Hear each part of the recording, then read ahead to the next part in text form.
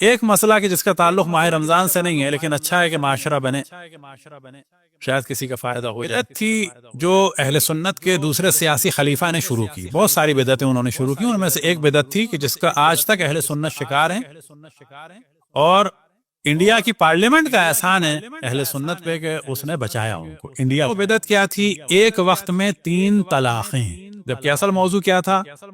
اور یہ ہمارے یہاں بھی ان کے انفلوئنس کی وجہ سے غلط فہمی آ گئی ہے.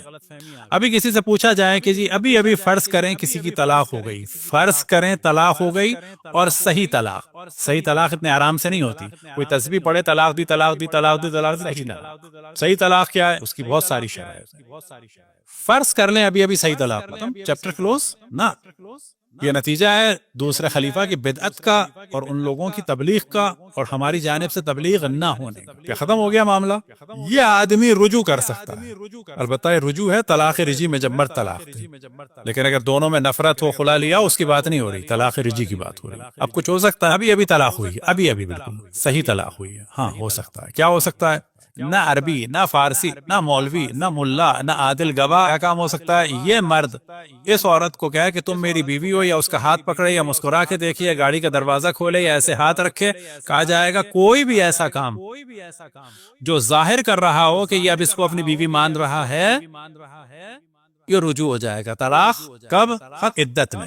عدت کا موضوع لوگ جانتے ہیں لیکن نہیں جانتے. اگر کوئی آدمی اپنی بیوی کو طلاق دیتا ہے تو عدت میں اگر یہ آدمی مر جائے تو بیوی کو میراث ملے گی، اور اگر بیوی مر جائے تو شوہر کو میراث ملے گی، اور بیوی کے تمام خرچے شوہر پر واجب ہیں.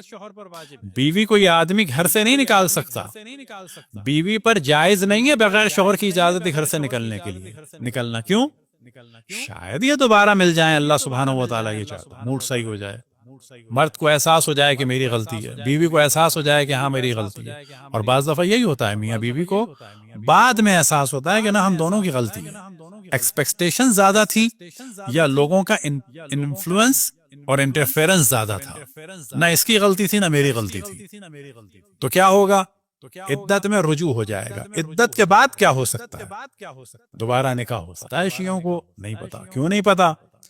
تم تو محمد اور آل محمد کے ماننے والے ہو، تمہارا کیا تعلق دوسرے سیاسی خلیفہ کی بدعت سے؟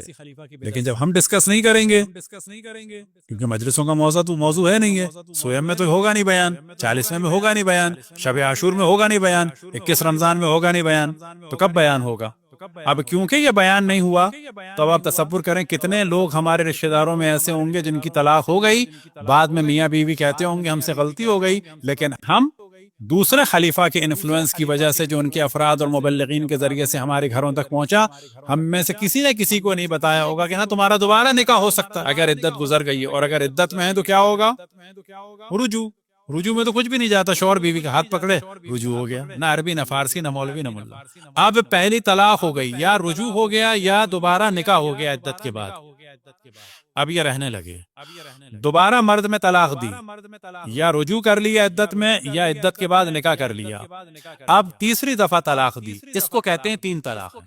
اب کیا ہے کہ جی خاتون آزاد ہے کسی سے شادی کرے، نہ یہ کہ اہل سنت میں وہ چکر چل رہا ہے وہ حلالے کا کہ مسجدوں میں جائیں. نہ، یہاں عورت کو کھیل نہیں بنایا گیا، بلکہ کیا کہا گیا ہے مرد سے کہ تم نے ایک دفعہ طلاق دی، آباد ہو گئی گھر. تم نے دوبارہ طلاق دی، پھر ہم نے تم کو اجازت دے دی. تم نے اب طلاق دی ہے، تم نے کھیل بنا لیا عورت کو. نہ، اب عورت تمہاری پاور سے اور اس سے نکل چکی ہے.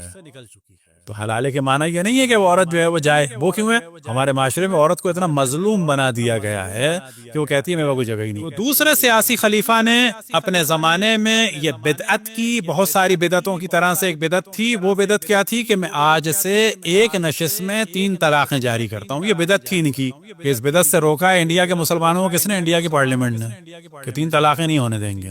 اس میں شور مچا رہے تھے حکومت کیوں کر رہی ہے؟ بابا حکومت نے تم کو شعور دیا ہو، ان صاحب سے زیادہ بہتر وہاں کی حکومت ہے عقل و شعور میں. لیکن پرابلم کیا ہوا کہ ان کے انفلوئنس میں ہمارے ذہن میں بھی یہ آ گیا. اب اس موضوع کو بیان کرنے کا ہدف کیا ہے؟ کبھی کہیں سنیں کسی کی طلاق ہو گئی تو فوراً کریں کوئی امکان ہے، کوئی شرمندہ ہوئے تم لوگ تو ریئلائز کیا ہے تمہاری غلطی تھی، بس جاؤ ابھی عدت ہے رجوع کر لو. اچھا، اور رجوع نہیں کر سکتے تو کیا کرو؟ عدت گزر گئی ہے یا طلاق جو تھی وہ خلا تھا تو کیا کرو؟ دوبارہ نکاح کر لو. فرض کریں 2-4 سال گزر گئے، بیوی کو بھی ریئلائز ہوا کہ بھئی ہم بھی برباد ہو گئے، شوہر کو بھی ریئلائز ہوا ہم بھی برباد ہو گئے، حتیٰ بعض دفعہ بیوی نے بھی شادی کر لی وہ بھی نہیں چلی، شوہر نے بھی شادی کر لی وہ بھی نہیں چلی، بچے برباد ہو رہے ہیں، دوبارہ نکاح کرا دیں ان کا، سب سے اچھا کام یہ ہے۔ ہم نے کرائے بعض دفعہ دوبارہ نکاح، یہ ایڈوائز کرایا جائے کہ دیکھو کوئی فائدہ ہوا نہیں ہوا، بچے برباد ہو رہے ہیں، دوبارہ شادی کر لو۔ لوگوں کے منہ پھٹ جاتے ہیں، کیا دوبارہ شادی ہو سکتی ہے؟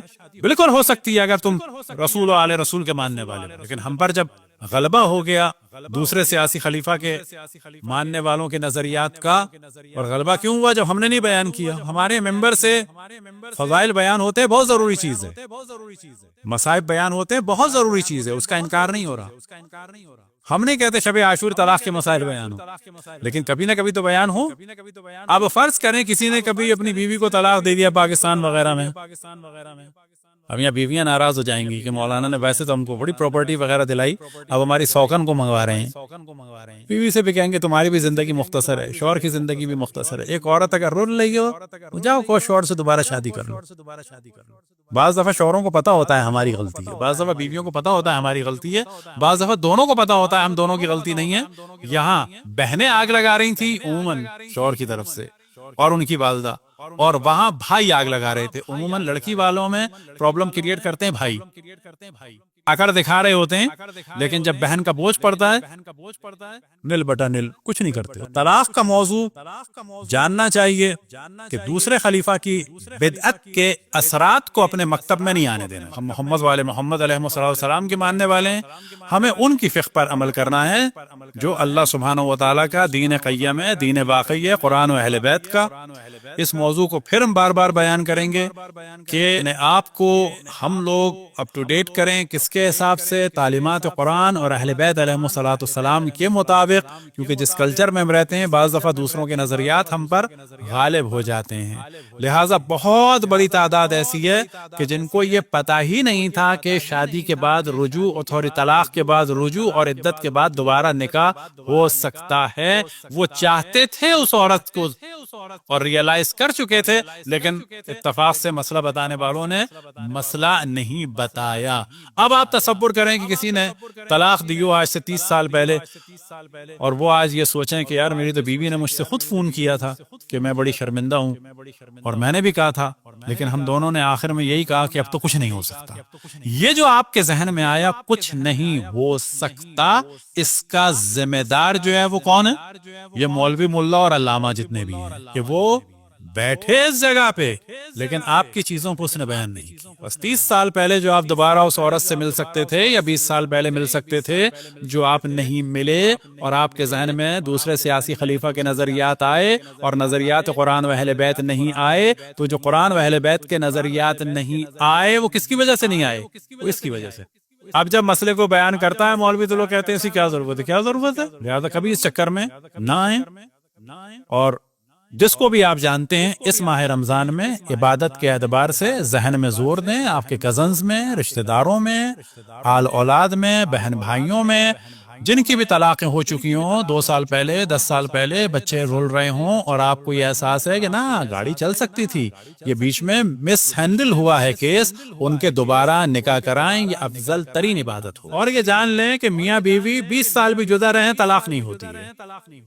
یہ بالکل غلط فہمی ہے کہ جی اتنے سال ہو گئے الگ رہتے ہوئے تو خود بخود طلاق ہو جاتی ہے، نہ کوئی طلاق نہیں ہوتی۔ اسی طریقے سے گورنمنٹ کی جانب سے اگر طلاق ہوئی ہے تو وہ بھی طلاق نہیں ہوتی، پھر تو نکاح کی بھی ضرورت نہیں۔ اور خصوصاً میں تو بہت ملامت کرتا ہوں ان مردوں کو کہ بعض ایسے مرد ہیں اس وقت، یعنی کہ یہاں پہ میں کہہ رہا ہوں نا پورے یورپ امریکہ میں بھرے ہوئے ہیں، جنہوں نے وہاں اپنی بیویوں کو پہلے رکھا، پھر یہاں آئے، یہاں آنے کے بعد اپلائی کیا، اپلائی کرنے کے بعد کچھ نہیں ہوا تو ان کو طلاقیں دی اور یہاں پہ دوسری شادیاں کی ہیں۔ لعنت ہے ایسے مردوں پہ کہ جو اپنی اولاد کو در بدر ہوئی بھی اگر وہ اپنی اللہ کی لعنت سے بچنا چاہتے ہیں تو ان بچوں کو ایکسپٹ کریں، ان بچوں کو حق دیں، ان بچوں سے معافی مانگے جا کے۔ اور یہاں والے جو اگر مقابلے میں کھڑے ہوں تو نہ ڈریں ان سے، اللہ سے ڈریں۔ بدترین مرد وہ ہے کہ جو اپنے بچوں کو اور اپنی بیوی کو اس طرح سے چھوڑے۔ فاسق ترین، شریر ترین، شرابیوں سے، فاسقوں سے بدتر مرد وہ ہے کہ جو اپنے بچوں کا خیال نہ کر سکے۔ لہذا اگر کسی نے ایسا کیا ہو کہ جو بھی بات ہماری سنے بعد میں، یا اگر کسی نے جو ہے وہ کہ رشتہ داروں میں ہو اور آپ جانتے ہوں تو یہ چیزیں اس کو ضرور بتائیں.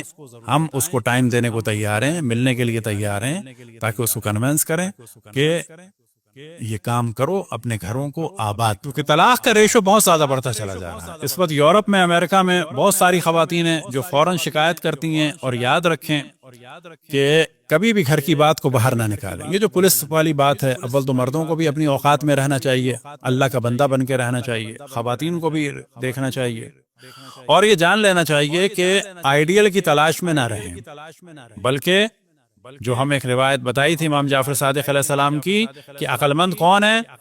جو دو اچھوں کے درمیان فیصلہ کرے کہ زیادہ اچھا کیا ہے، جو دو بروں کے درمیان فیصلہ کرے کہ زیادہ برا. یعنی آدمی بدتمیز ہے، خاتون بد دماغ ہے، اس کے ساتھ رہنا زیادہ برا ہے یا بچوں کو دربدر کرنا زیادہ برا ہے؟ کیا برا؟ ہم ہمیشہ خواتین سے کہتے ہیں آدمی بدتمیز ہے، نہیں ہونا چاہیے تھا، لیکن اس کو چھوڑ کے تنہا رہ کے بچوں کو ڈیوائیڈ کر دینا، خود بھی پریشان رہنا، یہ زیادہ بہتر ہے یا ساتھ رہ کے کہا جائے چلو جی ہم نے ٹالریٹ کیا، تھوڑی دیر بولے گا خاموش ہو جائے گا. اس آدمی کی بدتمیزی زیادہ بہتر تھی یا بھائیوں اور بھابھیوں اور ان کے بچوں کی توہین زیادہ اچھی ہے؟ کیا بہتر تھا؟ کتنی لڑکیاں ایسی ہیں جو بھائیوں کے ورغلانے پہ گھروں پہ چلی گئیں، لیکن اب ان کے بھائی ان کو اہمیت نہیں دیتے. ان کی بھابھیاں ان کی توہین کرتی ہیں، بھائی توہین کرتے ہیں، بچے توہین کرتے ہیں، بچوں کی انسلٹ ہو رہی ہے کیونکہ بچے انہوں نے رکھ لیے ہیں، نوکروں کی طرح رہ رہی ہیں. اب یہاں پہ کہا جائے کہ وہ بدتمیز آدمی جو کبھی کبھی بدتمیزی کرتا تھا وہ بہتر تھا ایک بدتمیز، یا یہ بھائی اور ان کی بیویاں اور ان کے بچے جو مسلسل تمہیں اور تمہارے بچوں کو ذلیل کرتے ہیں وہ بہتر ہے؟ کیا بہتر ہے؟ تو عقل یہ کہتی ہے کہ دو بروں میں سے دیکھو کون سا کم برا ہے، دو اچھوں میں دیکھو کون سا زیادہ اچھا ہے. لہٰذا فیملی سسٹم کو ڈسٹرب نہ ہونے دیں، اور یہ ہمارے بزرگوں کی ذمہ داری ہے. کہیں پر بھی کوئی پرابلم ہو، ہم نے امریکہ میں ایک دفعہ کوشش بھی کی تھی کہ گروپ بنایا تھا کہ خوش مزاج قسم کے میاں بیوی ہوں کہ جہاں پر کوئی پرابلم ہو جا کے اس کو حل کریں، لطیفوں کے ذریعے سے، باتوں کے ذریعے سے، ہنسی مذاق کے ذریعے سے، کھانے پینے کے ذریعے سے، اور یہ ریئلائز کرائیں کہ یہ اختلاف اور لڑائی اور ناچاقی ایک نارمل چیز ہے.